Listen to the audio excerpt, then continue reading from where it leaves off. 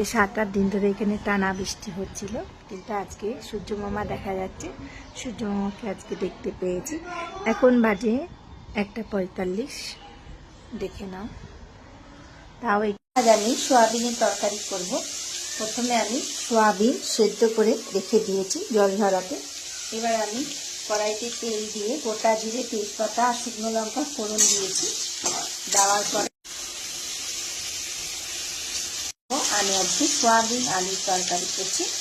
আজ নিরামিষ, একটু পেঁয়াজ দিচ্ছি। পেঁয়াজ দিয়ে প্রথমে আমি কড়াইতে তেল দিয়ে গোটা জিরে আর শুকনো লঙ্কা আর তেজপাতা ফোড়ন দিয়ে দিয়েছি। মশলাটা ভাজবো। আলুটা লাল লাল করে ভাজা হয়ে গেছে। এবার আমি কিছু মশলা গুঁড়ো দিয়ে দেবো। প্রথমে দিলাম জিরে গুঁড়ো, এবার দেবো ধনে গুঁড়া। মশলাটা কষানো হয়ে গেছে। এবার একটু চিনি দিয়ে দিলাম, আর একটু কষবে, তারপর জল দিয়ে তোমাদের কাছে আসছি। কষে গেছে মশলাটা পুরো। এবার অল্প একটু জল দেব, মাখো মাখো করে করব। আর তার সাথে একদম গরম গরম পরোটা খুব ভালো লাগে, দারুণ জমে যায়। সোয়াবিনের তরকারিটা ঘি ফোড়ন দিয়ে একটু ঢেকে রেখেছিলাম। এইবার শেষ ফিনিশিং দেখো, কালারটা খুব সুন্দর এসে, দেখে একদম ইয়াম্মি টেস্টি। আমি জানি এটা চেনা রেসিপি, তবুও তোমরা একবার ট্রাই করে দেখতে পারো।